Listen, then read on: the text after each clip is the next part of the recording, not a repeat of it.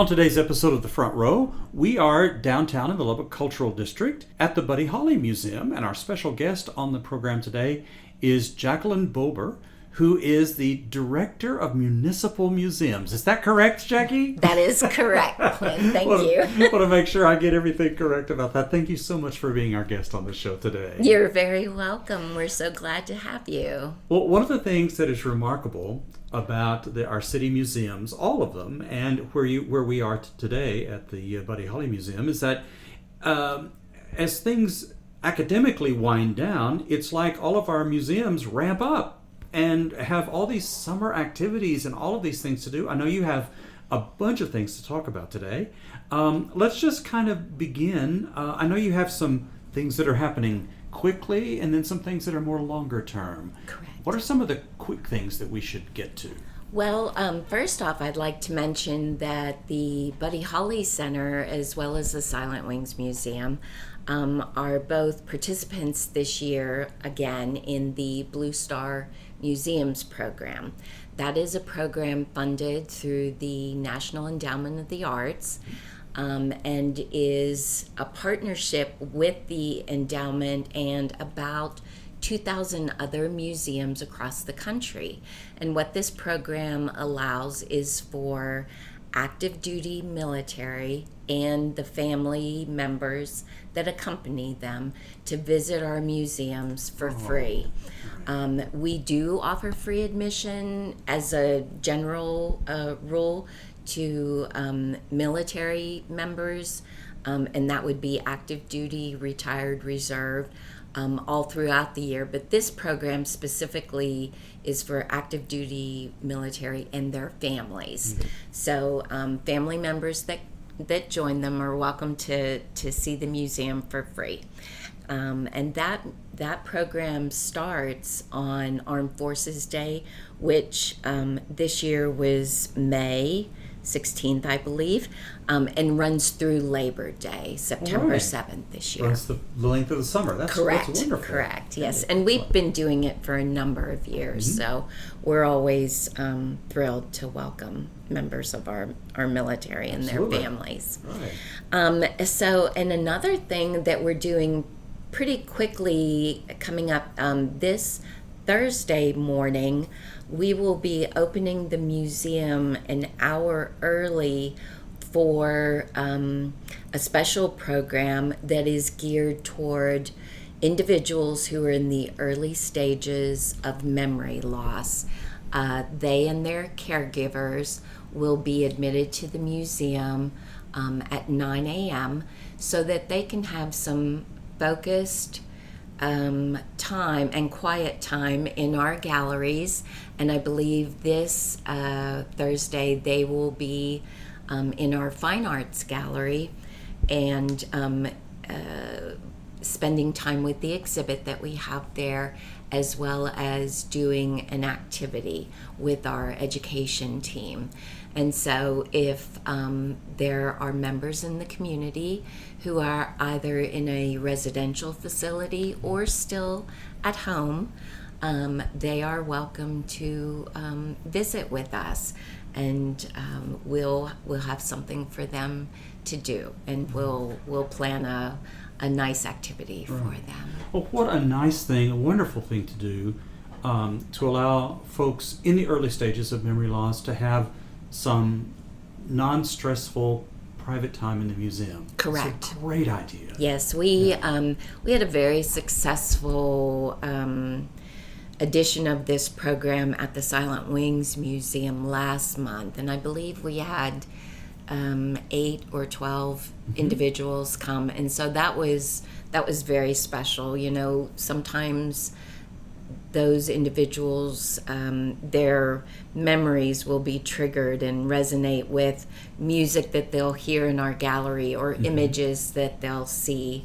And with our education staff, they can guide them through that experience and maybe help them recall some things from their past. Well, thank you for taking the resources of the museum and the staff to make a great experience for someone. That's wonderful. You're welcome. We're pleased to do it, and we hope to grow this program over the next several years. We'll alternate hosting this program here at the Buddy Holly Center, as well as at the Silent Wings Museum. Right. Well, you mentioned an exhibit. Yes. What is your current exhibit that's on display? So currently in our Fine Arts Gallery, we have our Illuminance Biennial exhibition. Illuminance is an exhibit that we do every 2 years, and it is a photography exhibit. Artists, photographers submit entries that are then juried into the exhibition. So this year we received, I believe, well over 300 submissions, and 66 of them are up on the wall. It was a hard choice, but our juror, Steve Goff, who himself is a well-known photographer and a retired professor of photography, juried the exhibition. We opened that exhibit on May 29th. We had a gallery talk and an awards presentation. The juror was here to speak about the theme that he chose. The theme this year was darkness after light. And so he is looking for artists to play with the shadows and what happens when the sun goes down and or comes up, those early twilight hours or early sunrise sort of hours. But we have this exhibit up through July 26th, and in the course of this exhibit, on Saturday, July 11th, from 9 a.m. to noon, we're going to be having a workshop in our gallery. I'm sorry, it's from 10 a.m. to noon. And it will be a workshop on how to master your iPhone camera, which many of us who have iPhones and or other portable devices maybe struggle with. It's no big deal for those of a younger generation, but this is geared for those who would like to really know the ins and outs of all of the features of their phone and the images that it is capable of taking. We have a retired professor, Kipra Hopper, who had taught for a long time at Texas Tech in the Media and Communications Department, and she herself is an experienced photographer.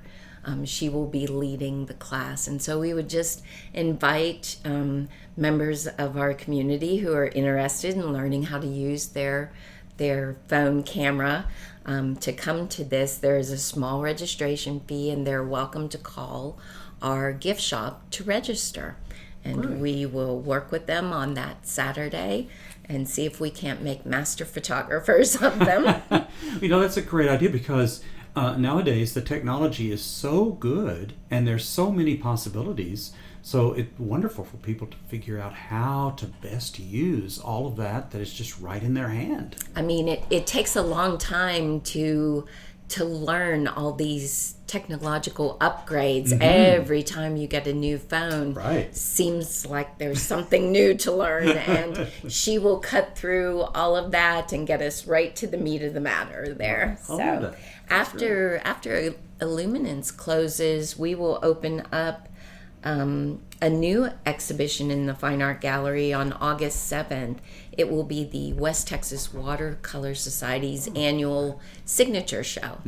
And so we look forward to many colorful entries that are done in watercolor and other water media to grace our walls. So we hope that visitors will come and look at that exhibit.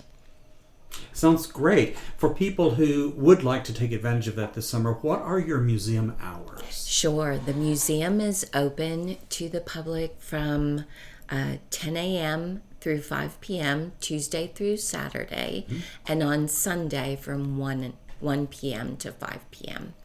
Great. So, we hope that they'll come see us. Absolutely. Something that they can do after hours is visit us for our summer showcase concert series. I was hoping you would talk about that. Yes. Yes, we've already kicked that off. This week will be our fourth week, and those concerts happen every Thursday afternoon from 5:30 to 7:30 in our Meadows courtyard, weather permitting, of course, and they will run through August 13th. This year, we're very excited to have welcomed and will be welcoming 5 new bands to our concert lineup. So the first new band was last week, a band called June, in June, which was really nice. And then Jay Sueños is also going to join our lineup. Gary Nix and his West Texas band, Walker and the White Lines, and Spivey. So a really nice eclectic mix of music is on our lineup. Those who are interested in attending our concerts can go on our website and see the list of bands that are scheduled to perform, and also catch us on social media too. We run nice little promos about the upcoming bands at the beginning of each week, and those who have any questions are welcome to call our gift shop at 775-3562 for information. Guests are welcome to bring food into the courtyard. Outside drinks, though, need to go away come 5 p.m. when our cash bar opens. Right. And sometimes we also have a food truck available, too. Okay. Great. So, excellent. yes. That's super. What else do you have going on that we need to know about? There are art camps scheduled to go on. I believe right now the first art camp that is happening in June is already filled, and we do have an opening or two in our second art camp that is for ages 9 through 12. It's a week-long camp that is happening July 20th through the 24th from 9 a.m. to 12 p.m. We have an art instructor that will open kids' minds to the world of art and release their creative juices here at the center. So anyone who's interested, like I said, we do have 1 or 2 openings left there. We are in the midst of our guitar lessons. Mm-hmm. Those started June 8th and will run for 8 weeks every Monday evening from 6:30 to about 9. We do have a few openings in our beginner class, which is 6:30 to 7:30, but our intermediate class is filled at this time. Okay. I'm trying to think what else. Well, we will wrap our summer adventure this year with Buddy's 90th birthday bash celebration. It's a big anniversary. We will commemorate what would have been Buddy's 90th birthday on Monday, September 7th. It is Labor Day, so we expect a lot of people to join us. And we've received many calls from visitors from across the nation, as well as some of our overseas friends who plan to make the pilgrimage here for that commemoration. That will, as I said, happen on Monday, September 7th. We will offer free admission that day from 10 a.m. to 5 p.m. We have several activities scheduled. Of course, the usual guided tour will be probably sometime right after lunch. We will have a few games for those who consider themselves music aficionados, some music trivia games and music bingo games. We may even have some karaoke in the courtyard for those brave enough to join us and sing. I know that the Allison House will also be open from possibly 11 a.m. to 4 p.m. for visitors to tour through that structure. And there will be documentary screening in our South Gallery, most likely, throughout the day. And then we'll culminate the festivities with a live musical performance in our courtyard from 2:30 to 4:30. And what birthday bash wouldn't be complete without balloons and cupcakes and other refreshments? So we hope everyone will plan to spend the day with us and remember Buddy and his music. Absolutely. As befits the Buddy Holly Center and Museum. For sure. Of course, For exactly. sure. So that's a lot of information. For people who need to process that and go over it again, and probably for registration for any of the classes, I guess their website probably is the best place to look for that kind of information? Definitely. To find that information, they can go to our website, and under our exhibits tab or education tab will be information listed about the different workshops that maybe are associated with exhibitions or some of the classes that are managed through our education department. Yeah. They're also welcome to call our main number at 775-3561, and we will happy to hook them up with the right person to talk to. Wonderful. This is great. Jacqueline Bober is director of the Municipal Museums here in the city of Lubbock. Jackie, as always, thank you so much for your time. You're so organized. You have everything lined out. It's so good. And we really appreciate you being our guest on this show today. Thank you, Clint. My pleasure.